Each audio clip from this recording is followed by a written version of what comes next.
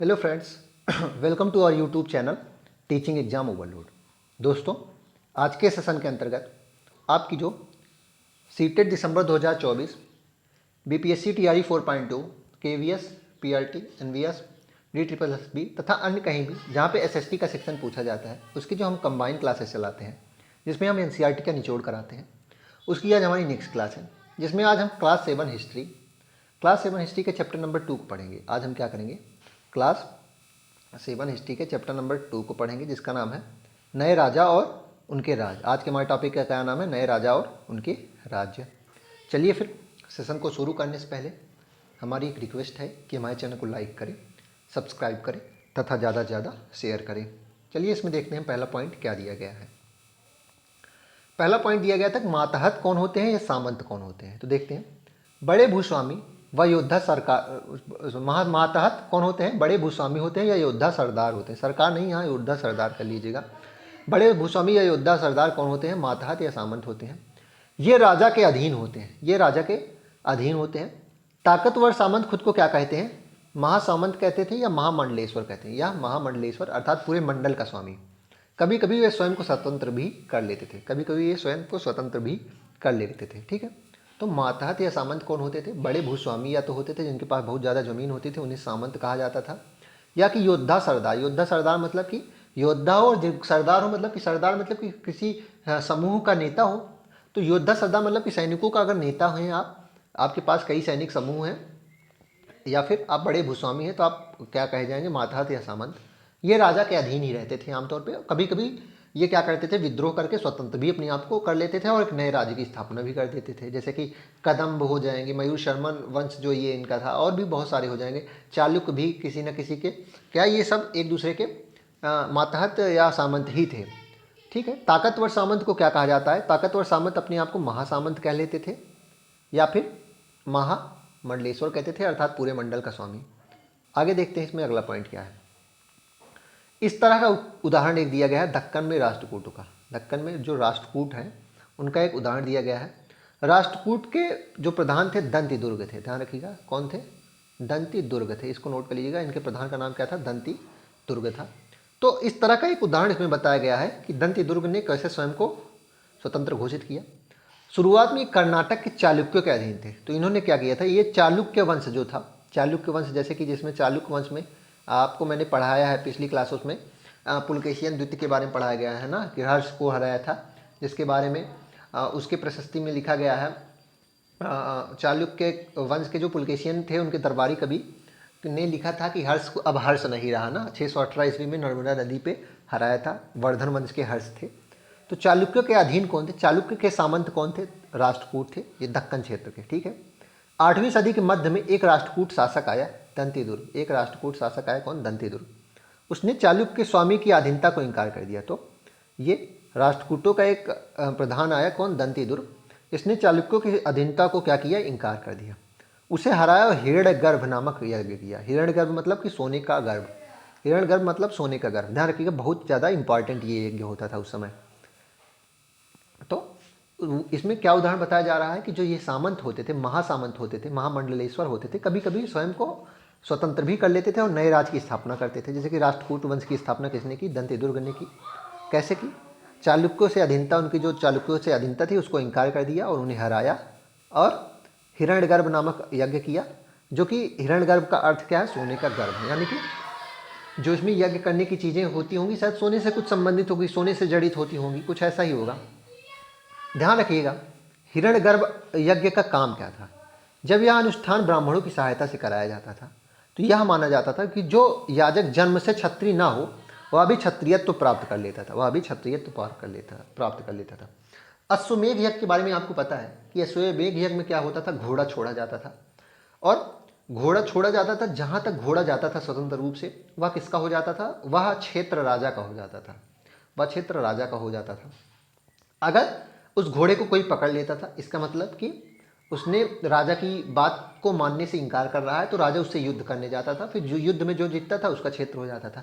अगर कोई उस घोड़े को नहीं पकड़ रहा है तो घोड़ा जहाँ तक भी जाएगा वह क्षेत्र राजा को हो जाता था। ये कौन सा होता था, अश्वमेध यज्ञ, जिसका उदाहरण लव कुश कांड में भी आपने देखा होगा रामायण के। लेकिन अब ये कौन सा हिरण्यगर्भ, जिसका अर्थ होता है सोने का गर्भ, इसका मतलब क्या था कि जैसे बहुत से लोग क्षत्रिय नहीं होते थे जन्म से, ब्राह्मण भी, जैसे शुंग वंश एक था। अगर मैं एक उदाहरण बता दूं, कौन सा, अगर एक उदाहरण बता दूं, शुंग वंश। शुंग वंश क्या थे, ये ब्राह्मण थे, ये ब्राह्मण वंश थे। शुंग वंश ब्राह्मण वंश था, ध्यान रखिएगा, ये ब्राह्मण वंश था। तो कुछ वंश जो थे वो जन्म से क्षत्रिय नहीं होते थे। हिरण्यगर्भ यज्ञ का अर्थ क्या था, अगर आप हिरण्यगर्भ यज्ञ कर रहे हैं और ब्राह्मणों की सहायता से कर रहे हैं, अकेले खुद से ही ना कर लीजिए, ब्राह्मणों को बुलाइए, विधिवत कीजिए, तो फिर यह मान लिया जाता था कि आप भले ही जन्म से क्षत्रिय ना हो, लेकिन आप क्षत्रियत्व को प्राप्त कर चुके हैं, आप क्षत्रियत्व को प्राप्त कर चुके हैं। कदम्ब, मयूर शर्मण, गुर्जर प्रतिहार, ठीक है, इसमें हरिश्चंद्र ब्राह्मण थे जिन्होंने अपने परंपरागत पेशे को छोड़, कुछ उदाहरण दिए गए हैं, इन्होंने अपने परंपरागत पेशे को छोड़ के शस्त्र को अपना लिया और क्रमशः कर्नाटक, राजस्थान में अपने राज सफलतापूर्वक स्थापित किए। किसकी मदद से, हिरण्यगर्भ यज्ञ करके। तो इसमें ये बताया गया है। आगे देखते हैं एलोरा की गुफा 15 का भित्ति चित्र देखते हैं। एलोरा की गुफा है ये, इसका फिगर देखिए, जिसमें विष्णु को नरसिंह अर्थात पुरुष सिंह के रूप में दिखाया गया है। तो एलोरा की गुफाएं कहाँ हैं, एलोरा की गुफाएं कहाँ हैं, महाराष्ट्र में, ध्यान रखिए, एलोरा की गुफाएं कहाँ हैं, महाराष्ट्र में है। तो 3 गुफाएं बहुत ज़्यादा फेमस हैं। पहली कौन सी, एलोरा की हो जाएंगे, एलोरा। दूसरा हो जाएंगे अजंता, अजंता की गुफाएं। तीसरा हो जाएंगी एलिफेंटा की गुफाएं, तीसरी क्या हो जाएंगी, एलिफेंटा की गुफाएं। ठीक है, 3 गुफाएं फेमस हैं बहुत, इसको ध्यान रखिएगा। तो एलोरा की गुफा 15 का यह चित्र है, इसमें विष्णु को नरसिंह अर्थात पुरुष सिंह के रूप में दर्शाया गया है। यह राष्ट्रकूट काल की कृति है। तो एलोरा की गुफाएं किसने बनवाई हैं, राष्ट्रकूतों ने बनवाई थी। ध्यान रखिएगा, एलोरा की गुफाओं में जो चित्र आदि बने हैं ये राष्ट्रकूतों ने बनवाए हैं। अब बात आती है अजंता, अजंता की किसने बनवाया है, तो गुप्तों ने बनवाया है, अजंता की गुप्तों ने। फिर प्रश्न बनता है कि एलोरा की किसने बनवाया है, एलोरा की राष्ट्रकूट। तो ये 2 गुफा बहुत ज़्यादा फेमस है। तो इसमें ध्यान रखिएगा कि अगर प्रश्न बनेगा एलोरा की गुफाओं में जो चित्र आदि बने हैं, जो एलोरा की गुफाओं में जो केप्स आदि बनी हैं, वह किसने बनवाई है, तो वो राष्ट्रकूट काल में बनी है, राष्ट्रकूटों ने बनवाई है। प्रश्न अगर बनता है अजंता की गुफाओं, अजंता की गुफाओं में जो मंदिर आदि बने हैं, चित्र आदि बने हैं, वो किसने बनवाए हैं, तो वो किसने हो जाएंगे, गुप्तों ने बनवाए हैं। गुप्त काल के बारे में आपने पढ़ा है ना, समुद्रगुप्त, जिसे भारत का नेपोलियन विंसेंट स्मिथ ने कहा था, जिसमें टोटल उसने 21 राजाओं को हरवाया था ना, 21 राजा को हराया था। प्रयाग प्रशस्ति उसी से संबंधित है ना, प्रयाग प्रशस्ति उसी से संबंधित है। माता का नाम उसकी कुमार देवी था, लिच्छवी संघ की थी। ये सारी चीज़ें आपको पढ़ाई गई हैं। अब 400 कर के बारे में देख लेते हैं। तमिलनाडु यानी साउथ इंडिया में दिए गए थे। तमिलनाडु में शासन करने वाले चोल वंश, चोल वंश के अभिलेखों में, ध्यान रखिएगा, तमिलनाडु में शासन करने वाले, इसको भी नोट कर लीजिएगा, तमिलनाडु में शासन करने वाले चोल वंश के अभिलेखों में विभिन्न किस्म के करों के 400 से ज़्यादा कर सूचक शब्द मिले हैं। करों के लिए, इसमें ध्यान रखिएगा, तमिलनाडु के चोल वंश के अभिलेखों में, चोल वंश के अभिलेखों में करों के लिए 400 से ज़्यादा सूचक शब्द मिले हैं, 400 से भी ज़्यादा सूचक शब्द मिले हैं। सबसे अधिक उल्लेखित कौन है, सबसे अधिक उल्लेखित, अब देख लेते हैं, इसको हटाइए, दूसरे कलम में दिखाता हूँ आपको। सबसे अधिक उल्लेखित कौन सा हो जाएगा, सबसे अधिक उल्लेखित हो जाएगा वेट्टिकर। वेट्टिकर जो नगद की बजाय जबरन श्रम के रूप में लिया जाता था, ध्यान रखिएगा, जबरन श्रम के रूप में लिया जाता था। तो तमिलनाडु के चोल वंश के अभिलेखों में 400 से भी अधिक ज़्यादा कर सूचक शब्द मिले हैं, जिसमें सबसे ज़्यादा उल्लेखित, मतलब सबसे ज़्यादा उल्लेख किसका किया गया है, वेट्टिकर का किया गया है। जो नगद नहीं लिया जाता था, किसके, इसके बजाय जबरन श्रम के, मतलब जबरन श्रम का अर्थ क्या है कि जबरदस्ती ही श्रम ले लिया जाएगा। आप भले ही स्वेच्छा से अपने श्रम नहीं देंगे, आपसे जबरन ले ही लिया जाएगा, श्रम आपको कर देना है। तो आपसे मान लीजिए कि आप एक क्या है, श्रमिक हैं, श्रमिक हैं, तो आपसे कर श्रम के रूप में लिया जाएगा। तो आपसे 10 दिन काम आपको जबरन करा लिया जाएगा, भले ही आप कहीं और पैसे से काम कर रहे हो, आपसे यहाँ फ्री में काम करा लिया जाएगा, यानी कि जबरन श्रम। दूसरा जो सबसे ज़्यादा उल्लेखित है उसको देख लेते हैं। दूसरा सबसे ज़्यादा उल्लेखित कौन सा है, कदमाई है। कदमाई यानी भू राजस्व है। कदमाई का अर्थ क्या है, भू राजस्व, यानी कि जमीन का जो कर था वो था। ठीक है, मकान पर छाजन डालने पर कर लगता था, खजूर या ताड़ के पेड़ पर भी लगता था, चढ़ने के लिए, ध्यान रखिएगा, सीढ़ी के इस्तेमाल पर भी कर लगता था, सीढ़ी के इस्तेमाल पर भी कर लगता था, इसको ध्यान रखिएगा। पारिवारिक संपत्ति का अधिकार हासिल करने के लिए भी लगने वाले कर इत्यादि प्रमुख थे। तो बहुत सारे कर हैं, उसमें से देख लेते हैं। वेट्टी नकद के बजाय जबरन श्रम के रूप में लिया जाता था, वेट्टी नकद के बजाय जबरन श्रम के रूप में लिया जाएगा। कदमाई क्या होता था, भू, कदमाई ध्यान रखिएगा, कदमाई आपका हो जाएगा भू राजस्व से लिया जाता था, कदमाई भू राजस्व से लिया जाता था। मकान पर छाजन डालने के लिए कर लिया जाता था, मकान पर छाजन डालने के लिए कर लिया जाता था। खजूर या ताड़ के पेड़ पर चढ़ने के लिए कर लिया जाता था, सीढ़ी के इस्तेमाल पर कर लिया जाता था, सीढ़ी के इस्तेमाल पर लगने के लिए कर लिया जाता था। पारिवारिक संपत्ति का उत्तराधिकार अगर आपको किसी को देना है, हासिल करना है, तो उसके लिए भी आपको कर लगता था। सोच लीजिए इतना कर उसमें लगता था। चोल वंश के अभिलेख में इस सब बातों का उल्लेख मिलता है। प्रशस्तियाँ क्या होती हैं आप जानते हैं। प्रशस्तियों के बारे में ये भी बात है कि सब कुछ सत्य नहीं होता है, लेकिन हमें इससे क्या पता चलती है कि राजा अपने आप को किस रूप में दिखाना चाहता है। राजा आम लोगों को अपने आप को कैसे दिखाना चाहता था, ये प्रशस्तियाँ हमें आसानी से बता देती हैं। प्रशस्तियों में ऐसे ब्यौरे होते हैं जो शब्दशः सत्य नहीं होते, लेकिन ये प्रशस्तियाँ हमें ये बताती हैं कि शासक खुद को कैसा दर्शाना चाहते थे। मिसाल के लिए सूरवीर विजयी योद्धा के रूप में ये विद्वान ब्राह्मणों द्वारा रची गई थी, जो अक्सर प्रशासन में मदद करते थे। मतलब कि इसमें ये यहाँ तक बंद है, यहाँ ये विजयी योद्धा के रूप में, यहाँ फुल स्टॉप है। तो प्रशस्तियाँ कह रहा है कि ऐसे ब्यौरे होते हैं जो शब्दशः सत्य नहीं हो सकते हैं। ये बात हमें नहीं पता कि सत्य थे या नहीं थे, लेकिन ये बात 100% कन्फर्म है कि ये प्रशस्तियाँ हमें क्या बताती हैं कि शासक स्वयं को कैसे दिखाना चाहते हैं। ठीक है, जैसे कि सूरवीर शब्द यूज किया, विजयी योद्धा शब्द यूज किया, तो वे अपने आप को इन तरीकों से दिखाना चाहते हैं। Full stop. ये रची किसके द्वारा जाती थी? जो विद्वान ब्राह्मण होते थे उनके द्वारा रची जाती थी। ये प्रशासन में भी मदद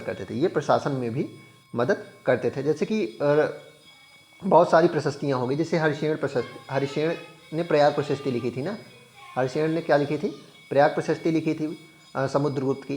तो वो उनके दरबार में भी रहते थे, महत्वपूर्ण काम भी करते थे। तो ये विद्वान ब्राह्मणों द्वारा लिखी जाती थी।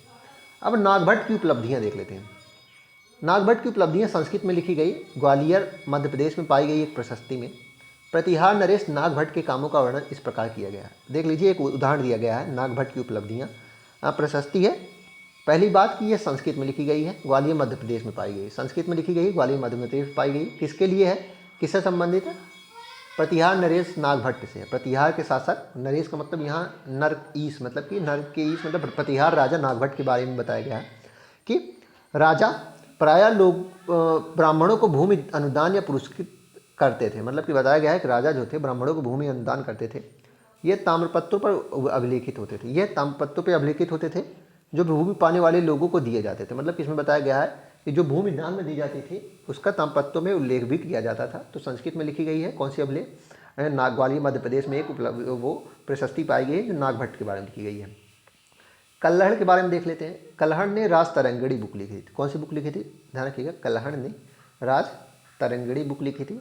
अब ये भाषा कौन सी थी? राज तरंगिणी संस्कृत थी। अब अगर आप कश्मीर का इतिहास जानना है तो उसकी सबसे बेस्ट बुक कौन सी है? कल्हड़ की ही राज तरंगिणी है। लेकिन इसमें केवल 12वीं सदी तक का ही इतिहास आप जान सकते हैं। अगर आपको 12वीं सदी तक कश्मीर का इतिहास जानना है तो सबसे बेस्ट बुक कौन सी है? राज तरंगिणी है, जो संस्कृत भाषा में लिखी गई है।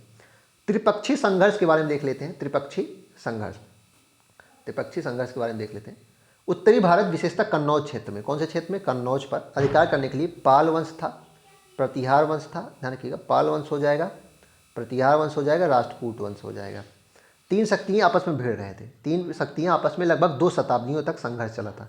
200 साल तक संघर्ष चला, जिसे त्रिपक्षीय संघर्ष कहा गया। ठीक है, एक इंपॉर्टेंट पॉइंट इसमें है कि अंत में विजय किसकी हुई थी? अंत में विजय गुर्जर प्रतिहार शासक नागभट्ट द्वितीय की हुई थी। अंत में विजय किसकी हुई थी? गुर्जर प्रतिहार शासक नागभट्ट द्वितीय। मतलब कि जो ये त्रिपक्षीय संघर्ष था, इसमें लास्ट में कौन जीता था? गुर्जर प्रतिहार शासक था एक, नागभट्ट द्वितीय, वही जीता था। अब गजनी के बारे में देख लेते हैं। गजनी के बारे में क्या इंपॉर्टेंट पॉइंट दिया गया है। 997 से 1030 तक ये इन्होंने 27 हमले किए थे। इन्होंने क्या बोले, इनको इसने ही बोल सकते हैं, इन्होंने क्या बोलेंगे। गजनी ने 997 से 1030 तक 27 हमले किए। अफगानिस्तान के गजनी क्षेत्र से ये आया था। अफगानिस्तान के गजनी क्षेत्र से ये आया था। इसके साथ अलबरूनी आया था। बहुत इंपॉर्टेंट पॉइंट है। इसके साथ कौन आया था? अलबरूनी आया था। इसके साथ अलबरूनी आया था। और अलबरूनी की बुक कौन सी? किताबुल हिंद। अलबरूनी की बुक ध्यान रखिए कौन सी हो जाएगी? किताबुल हिंद। तो गजनी के बारे में 997 से 1030 तक 27 हमले इन्होंने किए थे, इसने किए थे। अफगानिस्तान के गजनी क्षेत्र का था। अलबरूनी इसके साथ आया था, जिसने किताबुल हिंद बुक लिखी थी। ध्यान रखिएगा। चाहमान कौन थे? चाहमान के बारे में देख लेते हैं। दिल्ली और अजमेर के आसपास के क्षेत्र पर ये शासन करते थे। चाहमानों का सबसे प्रसिद्ध शासक कौन हो जाएगा? पृथ्वीराज तृतीय हो जाएगा। पृथ्वीराज तृतीय, जिसका शासनकाल 1168 से 1192 तक है। चाहमानों का सबसे प्रसिद्ध शासक पृथ्वीराज तृतीय हो जाएगा। ठीक है, इसका शासनकाल 1167 से 1192 तक है। मोहम्मद गौरी ने 1191 में इस पर हमला किया था, जिसको हम क्या कहते हैं? इसको हम कहते हैं 1191 में तराइन का पहला युद्ध हुआ। हाँ, तराइन का पहला युद्ध हुआ था 1191 में, मोहम्मद गोरी वर्सेस पृथ्वीराज तृतीय, जिसमें कौन जीता था, जिसमें विनर कौन था, पृथ्वीराज तृतीय था। फिर उसने इसको मारा नहीं, मोहम्मद गौरी को मारा नहीं और भगा दिया। लेकिन दूसरे साल फिर इसने हमला किया, किसने, मोहम्मद गौरी ने 1192 में फिर हमला किया और इस साल मोहम्मद गौरी जीत गया। इस साल मोहम्मद गौरी जीत गया था, किसकी सहायता से, जयचंद की सहायता से। जयचंद की सहायता से वो जीत गया था, ध्यान रखिएगा, जयचंद की सहायता से वो जीत गया था। बाद में फिर 1194 में जयचंद से भी इसने युद्ध लड़ा था मोहम्मद गौरी ने और उसको हरा दिया था। ठीक है, तो 1191 में तराइन का प्रथम युद्ध हुआ मोहम्मद गौरी और पृथ्वीराज तृतीय के बीच में, जिसमें पृथ्वीराज तृतीय जीता। 1192 में फिर से मोहम्मद गौरी हमला करने आया और वो जीत गया और पृथ्वीराज तृतीय को मारा गया। और इसमें मोहम्मद गौरी की मदद किसने की थी, जयचंद ने की थी। किसने की थी, जयचंद ने की थी। और 1194 में बाद में फिर से चंदाउर का युद्ध होता है, जिसमें से जयचंद वर्सेस मोहम्मद गौरी होता है। इसमें मोहम्मद गौरी जीतता है, जयचंद को हराया जाता है, मार दिया जाता है। चोल वंश के बारे में देख लेते हैं। चोल वंश कावेरी डेल्टा में मुट्टरियार नाम के एक प्रसिद्ध छोटे परिवार की सत्ता थी। मुट्टरियार नामक एक छोटे परिवार की सत्ता थी जो पल्लव के सामंत थे। पहली बात, चोल वंश में क्या था, चोल वंश के बारे में पहला पॉइंट क्या है, ये पल्लवों के सामंत थे और छोटे परिवार की सत्ता थी जिसको मुट्टरियार कहा जाता था। विजयालय एक चोल वंश का एक व्यक्ति आया, ठीक है, इन्होंने कावेरी डेल्टा, सॉरी ध्यान रखिएगा, कावेरी डेल्टा पे मुट्टरियारों नामक एक छोटे परिवार की सत्ता थी। ठीक है, ये पल्लव के सामंत थे। कौन पल्लव के सामंत थे, मुट्टरियार पल्लव के सामंत थे। विजयालय ने मुट्टरियारों को हराया, विजयालय ने मुट्टरियारों को हराया और इस डेल्टा पर कब्जा कर लिया था। अगला पॉइंट इंपॉर्टेंट है कि तंजौर शहर किसने बसाया, तंजौर शहर विजयालय ने बसाया और निशंभशूदनी मंदिर किसने बनवाया, विजयालय ने बनवाया। ठीक है, सबसे फेमस राजा कौन है, राजराज प्रथम है। सबसे फेमस राजा राजराज प्रथम हो जाएगा चोल वंश का। 985 ईस्वी में इसने यह राजा बना था। ठीक है, राजराजेश्वर मंदिर किसने बनवाई, इसी ने बनवाई। ध्यान रखिएगा, राजराजेश्वर मंदिर किसने बनवाई, इसी ने बनवाई है। इसका पुत्र राजेंद्र भी फेमस था, उसने गंगा घाटी पार करके हमला किया था और जीता था। ठीक है, उसने गंगा घाटी पार की थी, बंगाल को जीता था और एक नए राज्य की स्थापना की थी, गंगईकोंडपुरम, गंगईकोंडचोलपुरम की स्थापना की थी। इसके पास अपनी जल सेना यानी कि आपकी अपनी नेवी थी और दक्षिण पूर्व एशिया और श्रीलंका के भी इसने कुछ भाग जीते थे। तो इसके बारे में क्या इंपॉर्टेंट है कि विजयालय संस्थापक था चोल वंशों का। विजयालय ने तंजौर शहर को बसाया था और निशंभशूदनी मंदिर बनवाया। राजराज प्रथम बहुत फेमस शासक था, राजराजेश्वर मंदिर उसी ने बनवाई थी। राजराज प्रथम का बेटा था राजेंद्र प्रथम, जो गंगा घाटी पार करके जीतने वाला पहला शासक था दक्षिण भारत का, बंगाल को जीता था और उसकी उपाधि क्या थी, गंगईकोंड। कोंड मतलब जीतना वाला, तो गंगा को जीत लिया था, गंगईकोंड हो गया और उसने नए एक क्षेत्र, नए राज्य की स्थापना की, गंगईकोंडचोलपुरम, गंगईकोंडचोलपुरम। इसके पास अपनी नेवी भी थी, इसने श्रीलंका और दक्षिण पूर्व एशिया को भी जीता था। अगला देते हैं बृहदेश्वर मंदिर, अगला देखते हैं बृहदेश्वर मंदिर। तंजौर में राजराज ने बनवाया था, तो जो मैंने राजराजेश्वर मंदिर बताई है उसी को बृहदेश्वर मंदिर भी कहते हैं। राजेंद्र प्रथम की राजधानी गंगईकोंडचोलपुरम थी, तो इसने अपनी जो मैं नया शहर बसाया उसको मैंने बता दिया कि उसको क्या किया था, इसने राजधानी भी बसा ली थी, गंगईकोंडचोलपुरम को राजधानी बना ली थी इसने। इसकी उपाधि क्या थी, गंगईकोंड उपाधि होती थी। चोल काल में व्यापारियों के संघ को क्या कहा जाता था, नगरम कहा जाता था। चोल काल में व्यापारियों के संघ को नगरम कहा जाता था। आगे देखते हैं, चोल काल में मंदिर सिर्फ पूजा आराधना का स्थान नहीं थे, ठीक है, आर्थिक केंद्र भी थे, सामाजिक केंद्र भी थे और सांस्कृतिक जीवन के भी केंद्र थे। चोल काल में मंदिर सिर्फ पूजा आराधना के स्थान नहीं थे, आर्थिक केंद्र भी ये हो गए थे, सामाजिक और सांस्कृतिक जीवन के केंद्र भी हो गए थे। मंदिर के साथ जुड़े हुए शिल्पों में सबसे विशिष्ट था कांस्य प्रतिमा। ध्यान रखिएगा, मंदिर के साथ जुड़े हुए कुछ विशिष्ट शिल्पकलाएँ थी जिसमें कांस्य प्रतिमा बहुत ज़्यादा फेमस थी। कांस्य प्रतिमा जैसे कि ये देखिए, ये कांस्य की प्रतिमा है ना, कांस्य की प्रतिमा है नर्तकी की। जो कांस्य प्रतिमाएं बनाने में चोल कांस्य प्रतिमाएं संसार की सबसे उत्कृष्ट कांस्य प्रतिमाएं हैं। चोल काल समय की जो कांस्य प्रतिमाएं हैं वो संसार की सबसे उत्कृष्ट कांस्य प्रतिमाएं हैं। ज़्यादातर कांस्य प्रतिमाएं देवी देवताओं की होती थी, ज़्यादातर कांस्य प्रतिमाएं देवी देवताओं की होती थी, कुछ प्रतिमाएं भक्तों की भी बनाई जाती थी। तो चोल काल में कांस्य प्रतिमाएं बहुत बनती थी और सबसे उत्कृष्ट जो कांस्य प्रतिमाएं बनती थी वो चोल कालों में ही बनती थी, ज़्यादातर देवी देवताओं की होती थी। अब साम्राज्य का प्रशासन देखते हैं, साम्राज्य का प्रशासन देख लेते हैं। किसानों की बस्तियों को क्या कहा जाता था, उर कहा जाता था। किसानों की बस्तियों को उर कहा जाता था। पहला इंपॉर्टेंट पॉइंट क्या हुआ, किसानों की बस्तियों को उर कहा जाता था। सिंचित खेती के साथ यह बहुत समृद्ध हो गई थी। इस तरह के गाँव के समूह को क्या कहा जाता था? गाँव के समूह को हम क्या कहते थे? नाडू कहते थे। ध्यान रखिएगा, गाँव के समूह को हम क्या कहते थे? यहाँ नोट कर लीजिए, गाँव के समूह को हम नाडू कहते थे। आगे देखते हैं, ग्राम परिषद या नाडू न्याय करने और कर वसूलने जैसे कई प्रशासकीय कार्य भी करते थे। ध्यान रखिएगा, किसानों बस्तियों को उर कहा जाता था, गांव के समूह को नाडू कहा जाता था, और ये जो ग्राम परिषद और नाडू थी ये न्याय करने और कर वसूलने जैसे कई प्रशासनिक कार्य भी कहा जाता था। धनी भूस्वामियों को चोल राजाओं ने सम्मान के रूप में मुवेन्दलान की उपाधि भी दी थी। ध्यान रखिएगा, जो धनी भूस्वामी होते थे चोल राजाओं ने उनको सम्मान में क्या कहा था? क्या कहते थे? मुवेन्दवेलन कहते थे, यानी कि 3 राजाओं को अपनी सेवाएं प्रदान करने वाले वेलन या किसान। मुवेन्दवेलन मतलब कि 3 राजाओं को अपनी सेवा देने वाले वेलन या किसान। अरैयार उपाधि किसकी थी? प्रधान कहा जाता था। अरैयार जैसी उपाधि भी दी थी और केंद्र में महत्वपूर्ण राजकीय पद भी सौंपे थे। तो धनी व्यक्तियों का उस समय बोलबाला था, और जो चोल राजा होते थे वो क्या करते थे? धनी व्यक्तियों को कई उपाधियां भी देते थे, जैसे कि मुवेन्दवेलन यानी कि 3 राजाओं को अपनी सेवाएं देने वाले वेलन या किसान, अरैयार मानी प्रधान, ऐसी कुछ उपाधियां और महत्वपूर्ण प्रशासनिक पद भी देते थे। अब भूमि के प्रकार देख लेते हैं। चोल अभिलेखों में कुछ प्रमुख भूमि के प्रकार बताए गए हैं, जैसे कि वेलन वगाई। वेलन वगाई क्या है? जो गैर ब्राह्मण किसानों की भूमि को वेलन वगाई कहा जाता था। ब्रह्मदेय क्या होता था? यह जब हर बार प्रश्न पूछा जाता है, इस पेज से हर बार प्रश्न पूछा जाएगा। ये चैप्टर बहुत इंपॉर्टेंट है, ध्यान रखिएगा, चैप्टर बहुत इंपॉर्टेंट है। ब्रह्मदेय मतलब क्या हो गया? कि जो ब्राह्मणों को उपहार में दी गई भूमि होती है, ब्रह्मदेय हो जाएगी। शाला भोग क्या हो जाएगी? शाला भोग हो जाएगी आपकी किसी विद्यालय के रख रखाव के लिए जो भूमि दी जाती थी, उसे शाला भोग कहा जाता था। देवदान या तिरुन्नम टुक्कनी क्या होती थी? मंदिर के उपहार की भूमि। और पल्ली चंदनम क्या हो जाती है? जैन संस्थानों के दान में दी गई भूमि। ठीक है, इसको ध्यान रखिएगा।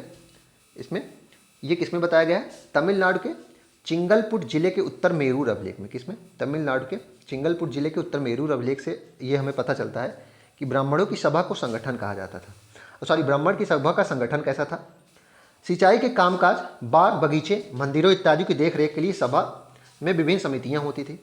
इनमें सदस्यता के लिए जो लोग योग्य होते थे उनके नाम तालपत्र पर एक छोटे टिकटों पर लिखे जाते थे और मिट्टी के बर्तन में रख दिए जाते थे, और किसी छोटे लड़के को हर समिति के लिए एक के बाद एक टिकट निकालने के लिए कहा जाता था।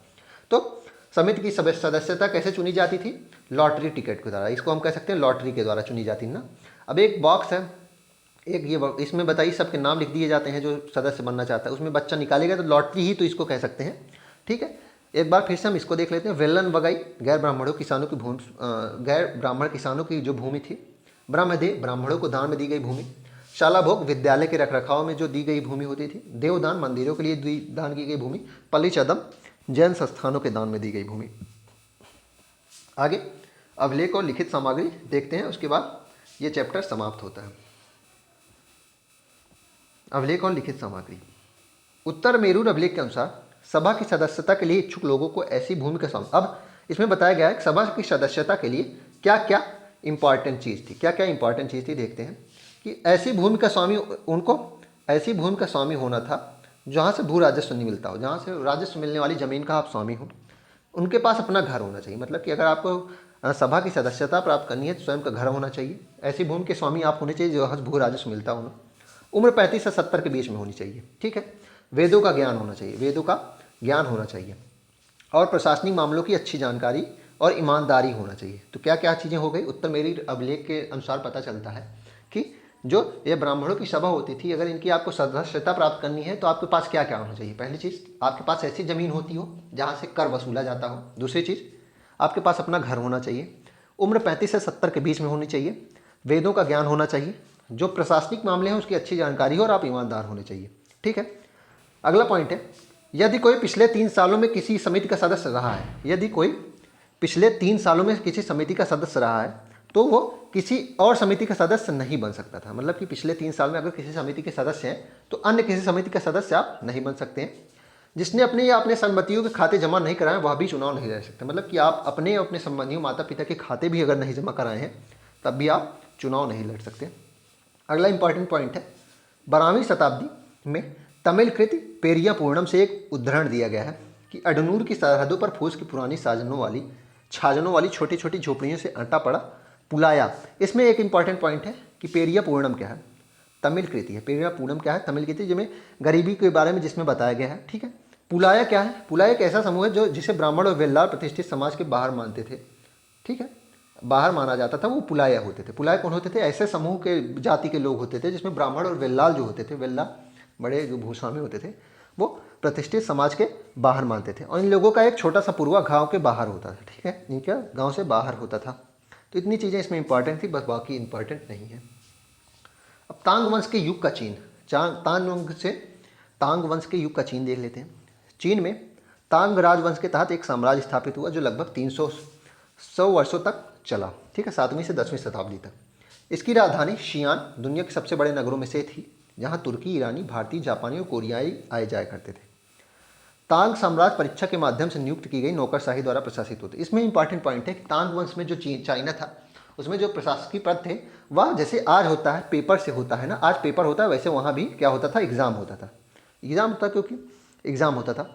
इन परीक्षाओं में हर इच्छुक व्यक्ति बैठ सकता था। इन परीक्षाओं में हर इच्छुक व्यक्ति बैठ सकता था। अधिकारियों के चयन की यह व्यवस्था कुछ बदलाव के साथ 1911 तक कायम रही, ठीक है, कुछ बदलाव के साथ 1911 तक यह कायम रही थी। चलिए फिर इसी के साथ आज के सेशन को हम समाप्त करते हैं। आशा करता हूँ कि आपको यह क्लास पसंद आई होगी। अगर आप इसी तरह के अन्य सेशन भी देखना चाहते हैं तो हमारे यूट्यूब चैनल को लाइक करें, सब्सक्राइब करें तथा ज़्यादा से ज़्यादा शेयर करें। चलिए फिर, धन्यवाद।